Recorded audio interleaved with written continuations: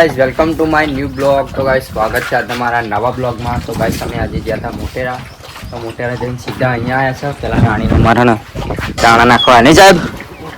Guys પહેલાં અમે દાણા નાખવા કેમ કે હવાર ગયા હતા અમે હવા નાખી ગયા હતા એટલે ગાઈઝ છે ને ફરીથી અમે નાખવા આવી જશે. તો સાહેબ થોડુંક ને વધારે મૂકજો હા. તો ગાઈઝ હવે દાણા બાણા નીચે નાખવા ગાઈઝ. તો હવે પલાળ દેવાના છે. દહીં નાખી દઉં ને સાહેબ. તો ગાઈસ મોટી બેગ હતી ને 20 કિલોની તે હવે થોડીક અચ્છા નહીં સાહેબ. દહીં લાવવા પડશે ને? હા સાહેબ. તો હવે ગાઈસ દાણા બાણા પલાળી દઈએ. ફાઇનલી દાણા પલળી ગયા છે. 5 મિનિટ થઈ નહીં સાહેબ? 10 મિનિટ થઈ. 10 મિનિટ થઈ. 5 મિનિટ થઈ સાહેબ. 10 મિનિટ તો ખોલતા થયું. પતરું ખોલ નાખ્યું આપણે ઉપર થઈને નહીં સાહેબ? પતરું ખોલ નાખ્યું છે. તો હવે દાણા પણ મૂકી દઈશું. દાણા પલળી ગયા છે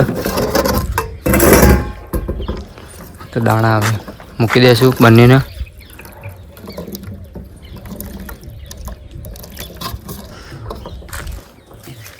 દાણા મૂકી દઈએ અંદર બંનેને. પછી જવાનું છે આપણે ઘરે અને મૂકી દીધું છે. તો અમારા રાણી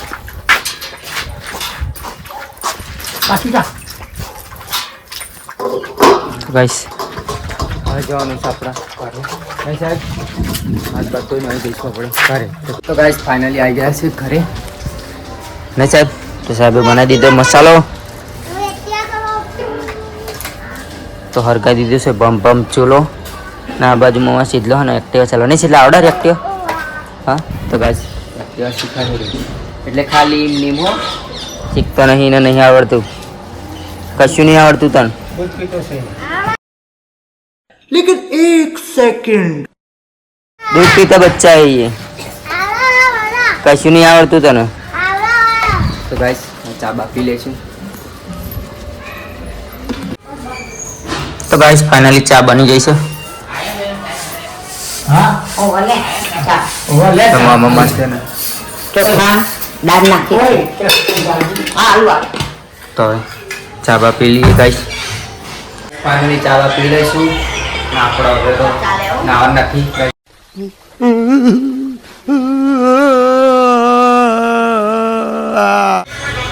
તો હવે જવાનું છે આપણે ગમી ખેતરમાં. તો ત્યાં મળશું નેક્સ્ટ બ્લોગમાં.